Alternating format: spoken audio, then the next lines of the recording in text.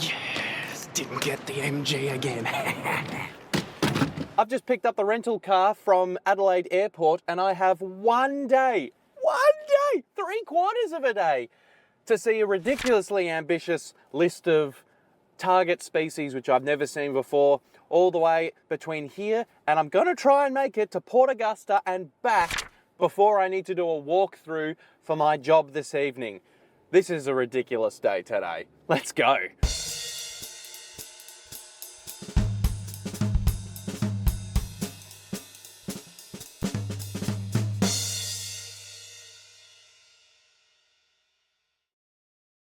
Okay, as I said, I'm in Adelaide for work and I only have 1 day, not even a full day, to get around and try and tick off some South Australian stuff. Now, Adelaide is not an amazing city for seeing kind of unique species that you can't get in other cities of Australia, but within 4 hours you can be in some pretty dry, scrubby habitat where you will get birds that you don't necessarily get close to cities along the east coast. So first stop today is Port Gawler, looking for the Slender-billed Thornbill. Slender-billed Thornbill, yeah, that's right.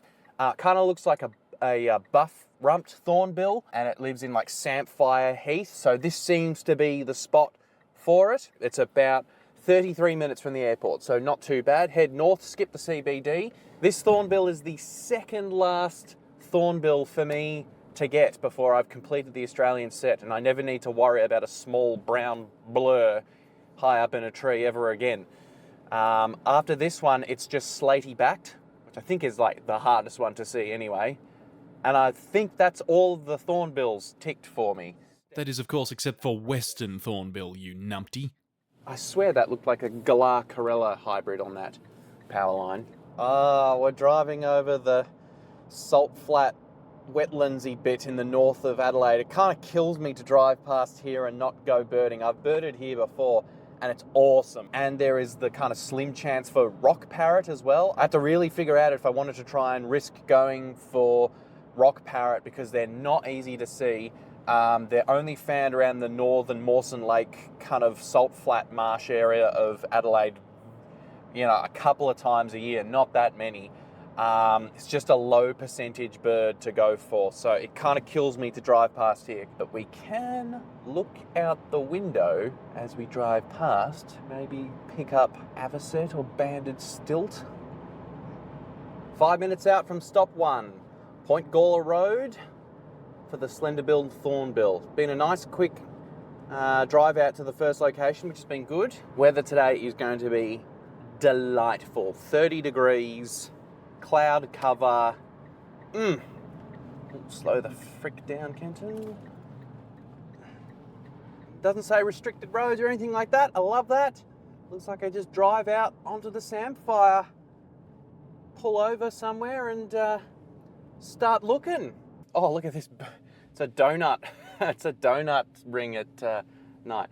This is like birds everywhere. This reminds me a little bit of the Western Treatment Plant in Melbourne.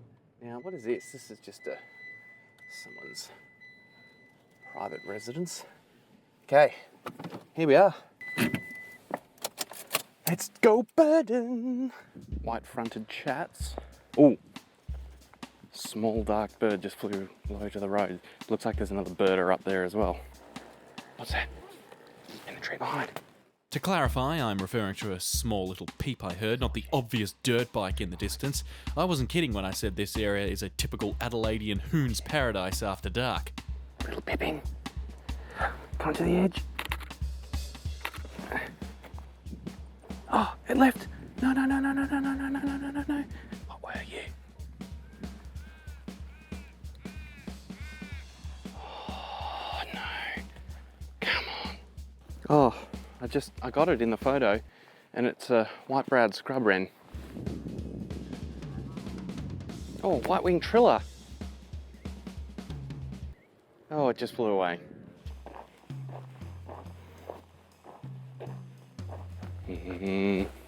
More small birds around here. two things flying my way. Whoa, whoa, whoa, whoa, whoa. Top of the tree.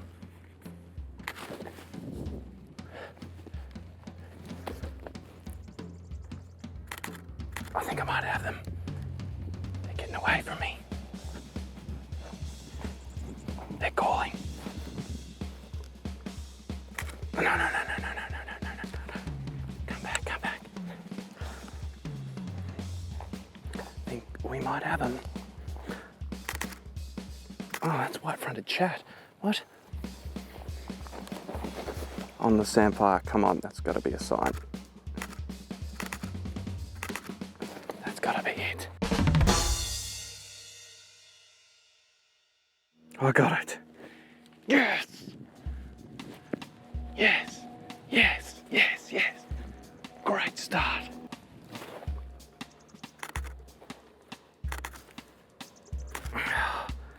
Classic thornbill photography. Difficult. Oh man, the flies. And it wasn't just flies that were proving a problem. I got my bird, but holy moly, it's coming at a cost. I must have stood in an ant's nest because I'm absolutely covered in ants. I've been pulling them out of my ears. And all sorts of cavities. Ow! Oh, they're tiny, but they bite. First one down in not too painful fashion, other than getting eaten alive by ants and flies. That was good. That was good. The two of them just flew down the road at me. Did not get good pictures, but they're thornbills. You'll never get good pictures of them. They're really difficult. All right, next stop is... Where is the next stop? Still pulling ants out. What's the bit that has the grey-fronted honeyeaters? Telowie Gorge. All right. Oh, I can feel ants in my pants. Let's go. 2 hours, 14 minutes. Ugh. Those ants in my pants weren't just literal, they were metaphorical too. I knew that to have any chance of getting my target species in Port Augusta, these first few stops had to be quick. If I accidentally burnt too much time looking for these on-the-way species, I would effectively arrive in Port Augusta, hop out of the car, and then have to return back to Adelaide immediately. This was birdwatching on amphetamines. Now, I feel like a question that a lot of you may naturally have is, Kenton, why is it always like such a time pressure on all this stuff? It all feels a bit artificial. Why don't you just give yourself more time to spend the time at the places you need to see the species you want to see? Well, the answer to that is that birding is very much, in my current stage of life, wherever I can kind of slot it in opportunistically. For context, I work in the events industry, which is great because it takes me all over Australia. And so, you know, starting tonight, I'm working at the Adelaide Convention Centre. But it's just a really busy period in my life at the moment. So I can really only afford my arrival day today, got that pushed to the earliest flight in the day to give myself time to look for things. The boss did have a slight suspicion raised when I asked for a 7 a.m. flight ahead of a 6 p.m. shift start, but I'm kind of known as a bird weirdo in my industry now, so he probably suspected this was happening. I'm not here for birding. It's not always very easy with a young family and the time requirements of my job.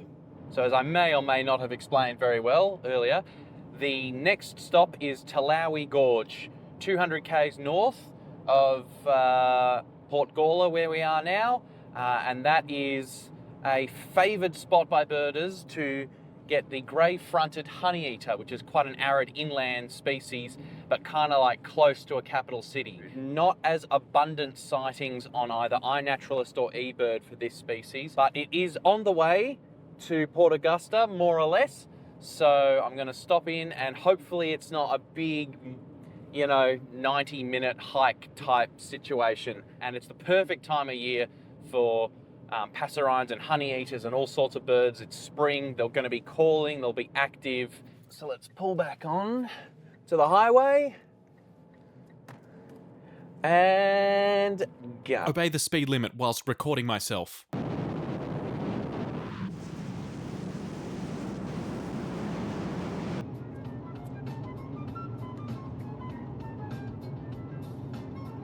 All right, I'm pinching a bit of time and I'm gonna try 2 places at this gorge. I've just gotta go 1.6K off it to get to this first track. This first stop is not as productive, but you know, why not check it? Because if you get it, that's even more time that you've saved. That woman had a fly net on, so she probably knows what's up. Foreshadowing. All right, it's 12 o'clock. Remember, 3.5 hours minimum to get to the convention centre, Kenton. But immediately, I noticed something wasn't quite right. This is public access, right? Camp warden, scout campsite. What? Scout camp?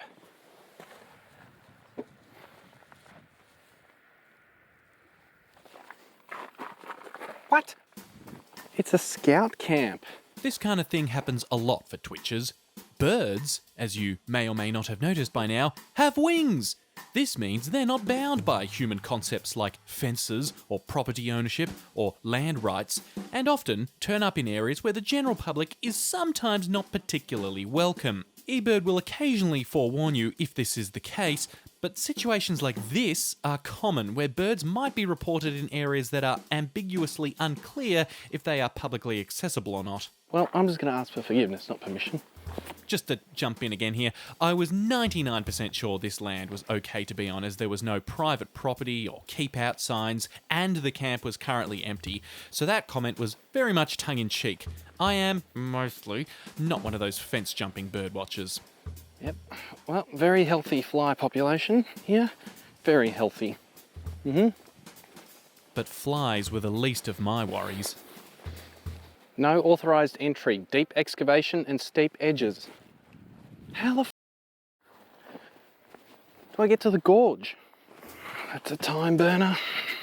Guess I'm walking into the scout camp. Whew.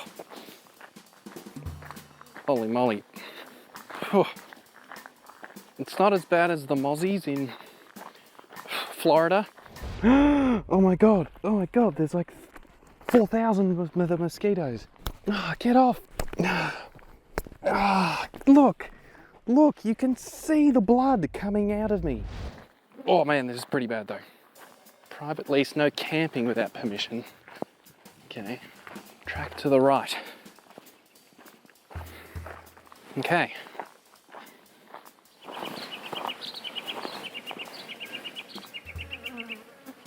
What's going crazy up here?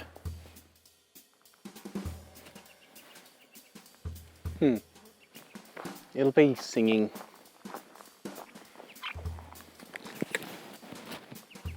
Some things flitting about in the top of this eucalyptus.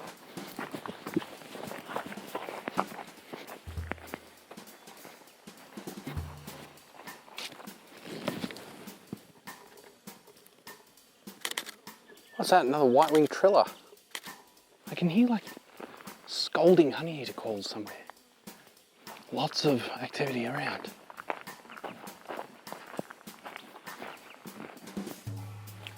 Rufous whistler, striated Pyrrholaemus, masked wood swallow, haven't seen that in ages, and a spiny cheek, grey shrike thrush. Oh, I think there's an owlet nightjar in that little hole, wedge-tail soaring, red-cap robin, peaceful dove. Oh, that's what that is. Oh, no. 100% that was 2 honeyeaters. Striated Pyrrholaemus again. It had now been over half an hour at this spot without any sign of the grey-fronted honeyeater. Don't want to burn too much time on somewhere that was like a bonus spot anyway. I think I'm going to head back, go to the main track. What? Oh, that's a female white-winged triller. Oh man, there's a massive lizard on the track. Some herpaderp can tell me what that is. God, lizards are easy to photograph. They just stay there. Oh, is that a red-backed kingfish? I don't think I've ever seen one of those in its normal habitat. I twitched a vagrant one in Melbourne. Huh, cool. First spot where we've come up empty-handed. Can't have too many of those today. Okay. We'll try the other spot. That was fun though. It was great to see some birds I hadn't seen in heaps of years.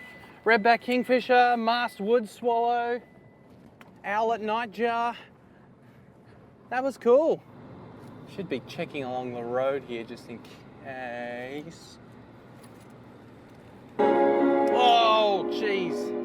5 minutes out from the second spot at Telowie Gorge. Then from there, onwards to the main event at the Australian Arid Garden. I'll get the name of that right. Oh, what's that? It's a shingleback on the road. Gates are open. Now that Clark Dolby book does say the name of the track to try here. Begins with N. Righto, back to the flies. Nukunu track. That is the one. This is where we are. And already I can see spiny cheek honeyeater. Don't want to speak too soon, but the flies here aren't nearly as bad. It's hot though. It is the peak of the heat of the day, so it's quiet in terms of birds. Another problem of birding only when you can is that you often end up at places at unideal parts of the day when birds are not active. This unfortunately seemed to be the case here.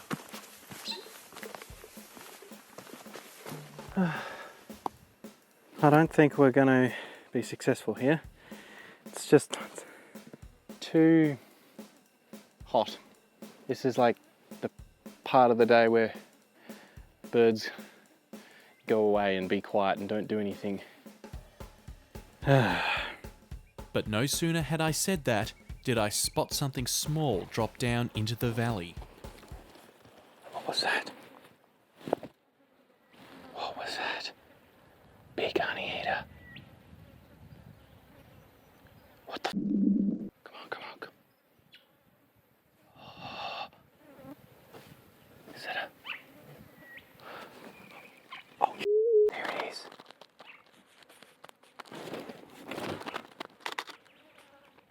Yes, baby. Oh, please don't be yellow plumed. Please be the right one.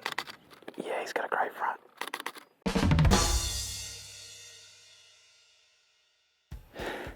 Yes. Yes. Yes. Yes. Yes. Yes. Yes. We got it. It just dropped down from the tree. All right, back to the car. Shouldn't have tried that first spot. All right. The moral of the story is always listen and do what that Clark and Dolby book says to do. It has not been wrong once. Not been wrong once. Every track I've tried, it's nailed it. Oh man, I cannot endorse Finding Australian Birds, second revision by Broen Clark and Tim Dolby highly enough. Stuff your eBird or your iNat. A book is where it's at. Right. Now, there's nowhere I can get water here. I'm a bit of an idiot and didn't really bring any. No, okay. Onwards to the Australian Arid Lands Botanic Garden. I think that's the correct full name of it. Another 100 k's north. We're going for Chirruping Wedgebill and maybe Redthroat, but apparently Redthroats have gone from there. Oh, a little skerrick of water. You know, as I'm driving away from Telowie Gorge down this road, just looking at all the pipits and yellow-rumped thornbills and crested pigeons flick up from the side of the road, I've just realised something. The grey-fronted honeyeater, that was my 1000th species photographed. I was sitting at 998 on Inaturalist. That's pretty crazy because I'm not going to get another order of magnitude. There you go, I'm into 4 figures and I'm going to stay there. Oh, another shingleback. Whoa. At least they're easy to spot on the road. This looks like a giant black turd trying to cross the road. After the reptile dodging and milestone celebrating had subsided, I really had to get a wriggle on. As it currently stood, I was only going to have 90 minutes in Port Augusta to find what I wanted. Crossing the inlet over the bridge. We actually have to drive kind of 10 minutes beyond Port Augusta to get to this Botanic Gardens. What are we trying to get? Chirruping Wedgebill, Redthroat, pied honeyeater, and apparently you can, as a stretch goal, go for black honeyeater and even crimson chat. Now, if we somehow get really lucky and get lots of those species quite quickly, I will continue heading north if I've got more time to a couple of the hotspot roads on eBird where you can drive down and look for orange chats and crimson chats sitting on the fence 3 k's out. Australian Arid Lands Botanic Garden. Not the catchiest name I've ever heard. Okay, I'm going to be confident and start an eBird list.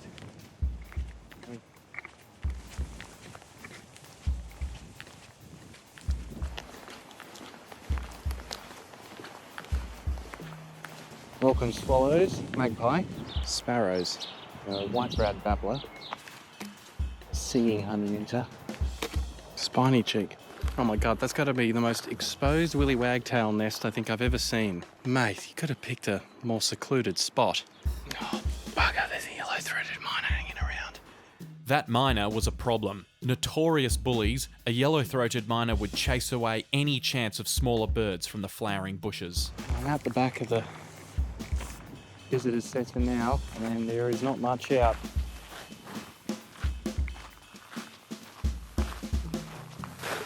Oh. Magpie lark. Oh! Honeyeater! Honeyeater! Honeyeater!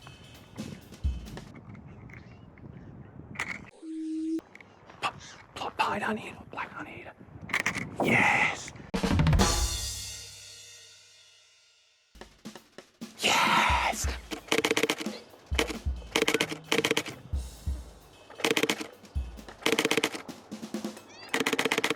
Okay, one down.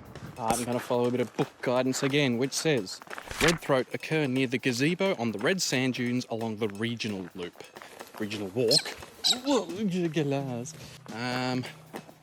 Regional walk. Let's go for Redthroat. Having located the gazebo, but for some reason failing to record any of it, I looked around the scrub in the area without any sign of redthroats. However, after 30 minutes without any activity, something else caught my eye. Is that the Wedgebill?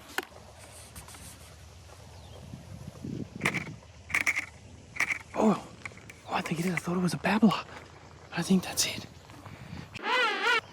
Don't move. Yes.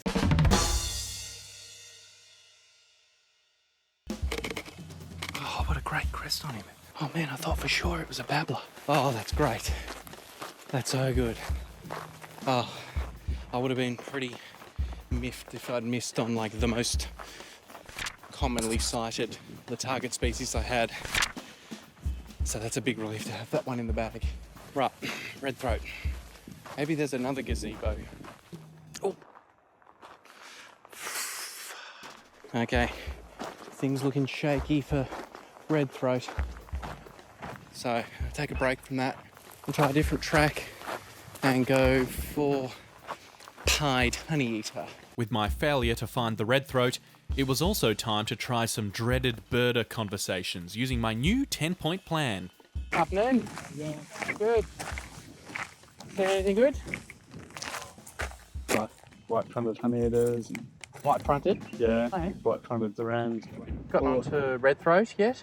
No, and they'll be more around in the June. Hoping to get on pied at some point. Yeah, haven't heard any yet. But They sound pretty similar though, don't they? more drony, a little bit more sad. Have any wedgebills or? Yeah, up round on the regional walk. Oh, okay. There's a bit where just kind of near the like boardwalky bit Oh yeah. where the sprinklers are on. I think they chase the sprinklers around. Oh, as I probably would too. That's smart. Okie doke. Oh, I might see you around. No worries. Good luck. Okay, well, rather than put all of my eggs in this one basket here in Port Augusta, I'm going to use the last 30-40 minutes I have to drive out and around some of the more regional roads that have kind of hotspot points on them for crimson chat and redthroat. It's really hot in here. Holy heck, it's hot. And we are out of tarmac again now. Right, now slow down and be looking on fences for chats. Or potentially Chestnut-crowned Babbler. With remaining birding time now under 20 minutes and 2 big ticks still to get, I had to balance speed with accuracy as I drove the red dirt road. Blasting past a target without a photo would be a disaster.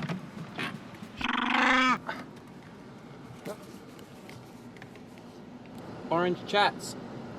Female. I just saw them fly from the roadside. One male, 2 females.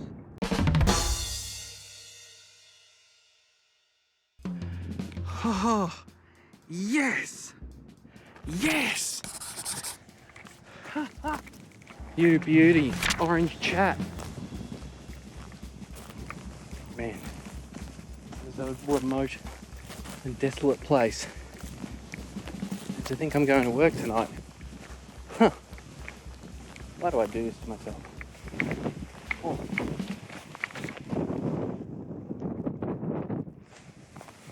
Two very small birds just flew over the train tracks. Very, very small. To the point I'm thinking like zebra finch. Oh, there's a flock of something. Oh, more orange chats. Well, that's it. I'm out of time. It's time to drive back to Adelaide. 3.5 hours. And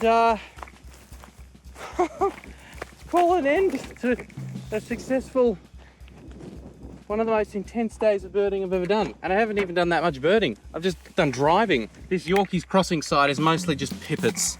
Let's go.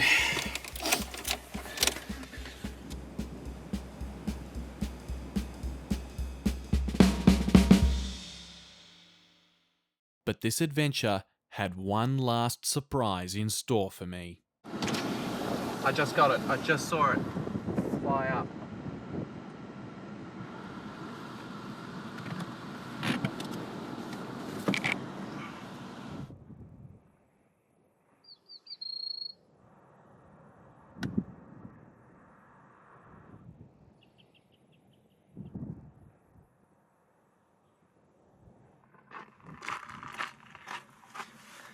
I got it!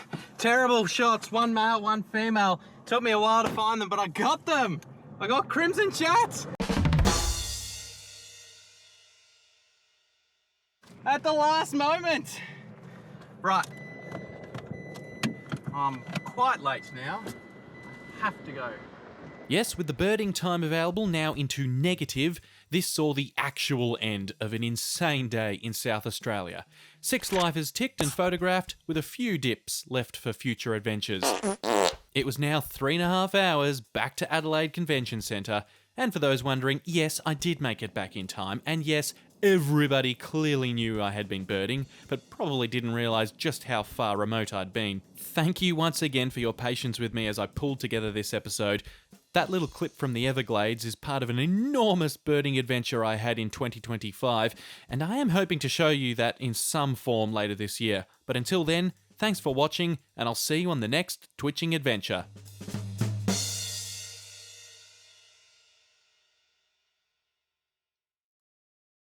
Eremophilia. Ephemerelia loop.